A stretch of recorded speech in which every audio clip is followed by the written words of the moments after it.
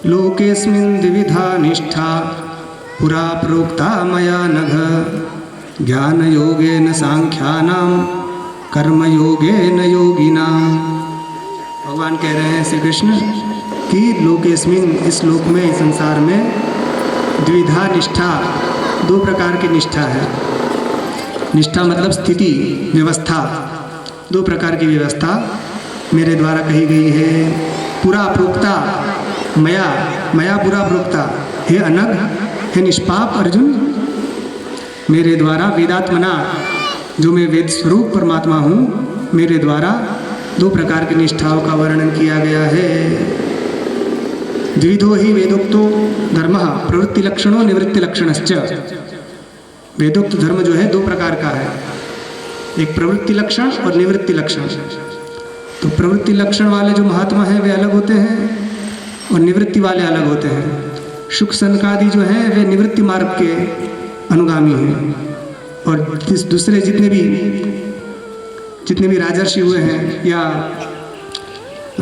सनकादि कश्यप आदि जितने भी हुए हैं, सप्तर्षि गण आदि, और दूसरे भी जो इक्ष्वाकु से लेकर जितने भी हैं, ये सब कर्म योग के हैं, है ना।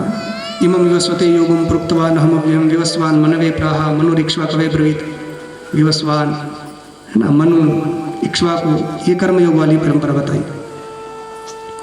तो ये दो प्रकार के निष्ठा, दो प्रकार की व्यवस्था हमारे द्वारा पहले बनाई गई है। यहाँ से कृष्ण का मतलब केवल वसुदेव जी के पुत्र रूप में जो प्रकट हुए हैं वे ही नहीं हैं, यहाँ साक्षात परब्रह्म परमात्मा ही बोल रहे हैं, है ना।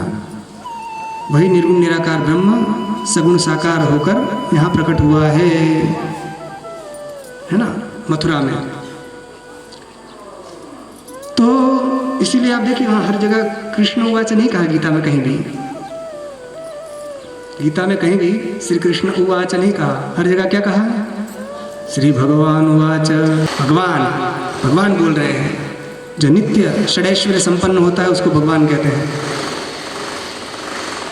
6 चीज़ें जिसमें नित्य निवास करे उनको भगवान कहते हैं। कौन कौन सी? ऐश्वर्यस्य समग्रस्य धर्मस्य यशस्श्रियः ज्ञान वैराग्ययोश्चैव षण्णां भग इति ऋणा।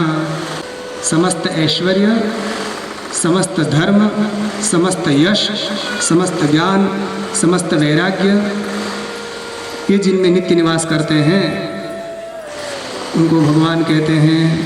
यहाँ पर तो कहा ऐश्वर्य से समग्र से, समस्त ऐश्वर्य, समस्त शब्द सबके साथ लगेगा। ऐश्वर्य से समस्त, समस्तस्य, फिर यश, फिर धर्म, धर्मस्य यशः श्रियः, और समस्त श्री, 4 हो गए, और समस्त ज्ञान और समस्त वैराग्य। इन 6 चीज को भग कहते हैं। इन 6 भग से युक्त जो होता है उसको भगवान कहते हैं। ऐसे जिसमें नित्य ज्ञान रहता है, नित्य वैराग्य रहता है, नित्य ऐश्वर्य, श्री, यश, धर्म नित्य निवास करते हैं, वैसे परमात्मा श्री कृष्ण चंद्र यहाँ भगवान अर्जुन को गीता सुना रहे हैं।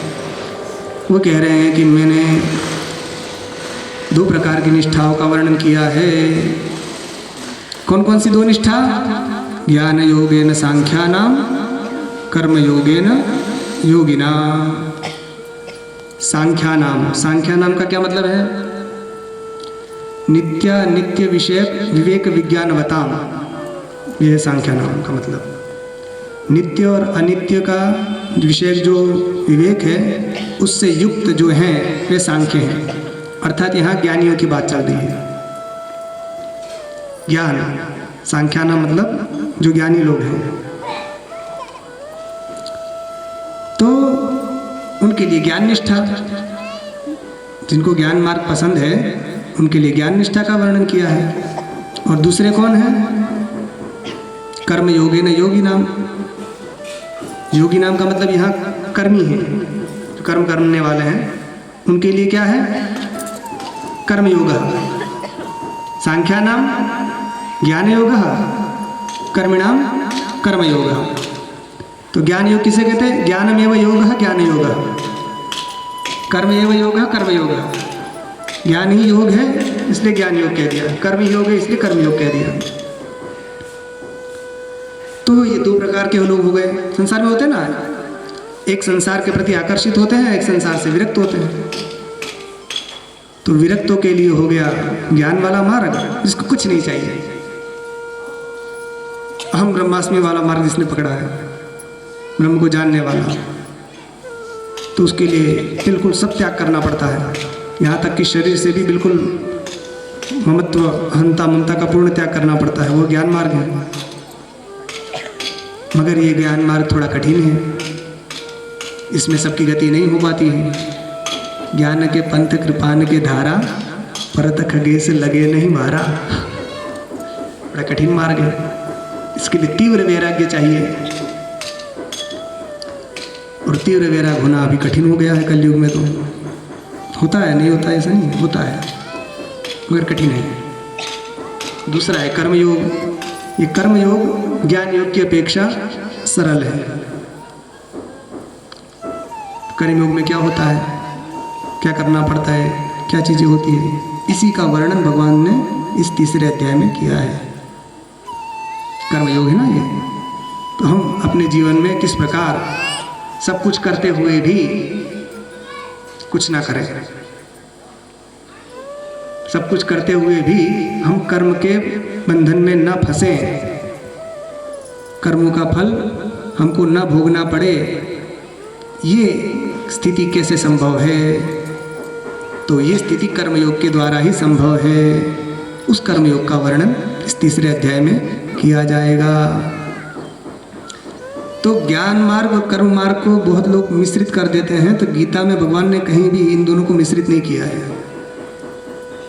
हमारे यहाँ वेदांत में क्रम समुच्चय का तो समर्थन है, किंतु सह समुच्चय का समर्थन नहीं है। ज्ञान और कर्म का क्रम समुच्चय है, सह समुच्चय नहीं है। क्रम समुच्चय किसे कहते हैं? स्टेप बाय स्टेप होता है ना, कि पहले कर्म करो, उसके बाद अंतःकरण शुद्ध हो जाए तो फिर ज्ञान प्राप्त करो, ये सब। मगर आप करो कि नहीं, ज्ञान भी और फिर भी कर्म भी करो, एक साथ दोनों नहीं चलेंगे, ऊपर नीचे, और दोनों अलग अलग व्यक्ति के लिए हैं। एक ही के लिए ज्ञान योग भी है, एक ही के लिए कर्म योग है, ऐसा नहीं है। कर्म योग का अधिकारी अलग, ज्ञान योग का अधिकारी अलग। तो जो जिसका अधिकारी होता है उसको वैसा ही उपदेश दिया जाता है, और वैसा उपदेश देने पर ही वह सफल होता है, वरना गड़बड़ हो जाती है। आप सुनिए, सोचिए, भागवत में भी आता है कि कृष्णार्थी च धनार्थी च, दो प्रकार के श्रोता वक्ता होते हैं। कोई कृष्णार्थी होते हैं और कोई अर्थार्थी होते हैं, धनार्थी। तो यथा वक्ता तथा श्रोता तत्र सौख्यम विवर्धते, ये आया है। जैसा वक्ता हो और वैसे ही श्रोता हो तो वहाँ सुख की वृद्धि होती है, वरना गड़बड़ हो जाती है। मतलब समझिए, आप वक्ता बैठ गए निर्गुण निराकार वाले, शिवो हम, है ना, उसके नीचे बात ही ना करते हो, निर्गुण निराकार की ही बात करने वाले हो, है ना। आजकल कई पंथ ऐसे निकल चुके हैं जो केवल सगुण सागण का खंडन करते हैं। तो अब उनके प्रवचन में जाकर बैठ जाओ तो बड़ा कठिन हो जाता है। और कुछ लोग होते हैं कि ज्ञान प्राप्ति की इच्छा से जाते हैं कि हमें कुछ जानने को मिल जाए, और यदि मान लीजिए कोई विरक्त व्यक्ति बैठ गया भगवान की कथा सुनने के लिए कि इसमें से कोई ज्ञान तत्व की बात सुनने को मिलेगी, और वहाँ गए और बजे ही रहा है, राधे राधे चल रहा है, बस भजन ही भजन चल रहे हैं, कथा हो ही नहीं रही है, तो भी गड़बड़ है ना। भगवान का भजन खराब चीज़ नहीं है, अच्छा है, मगर कथा में कथा भी तो होनी चाहिए। तो वहीं संगीत तो वो बेचारा उब जाएगा, तो वहाँ सौख्य नहीं होगा, उसका वक्ता के प्रति श्रद्धा नहीं होगी और श्रोता की गड़बड़ हो जाएगा। इसलिए जैसा वक्ता हो वैसे ही श्रोता हो, तो वहाँ सौख्य की वृद्धि होती है। मतलब पैसे के लिए कोई कथा करता हो, मान लीजिए अर्थार्थी वक्ता यदि पैसे के लिए कथा कर रहा है और जनता जो है भगवान को प्रेम प्राप्त करने के लिए कथा सुन रही है, तो वहाँ वो रस नहीं आएगा, क्योंकि सुनाने वाले के मन में तो वही वो वाली लक्ष्मी घूम रही है, नोट, है ना। और यदि वक्ता विरक्त हो, वो अपने आत्मनिष्ठा में बड़ा प्रवचन कर रहा हो, और श्रोता जो हो वो कितने रुपये आ रहा है, कितने चढ़ रहे हैं, क्योंकि फिक्स हो जाता ना आजकल का, तो बहुत पहले से कि इतना वहाँ इतना वहाँ, तो दोनों एक जैसे हों तब सुख की वृद्धि होती है। इसलिए ज्ञान मार्ग अलग है, कर्म मार्ग अलग है, अलग अलग अलग इसके अधिकारी हैं।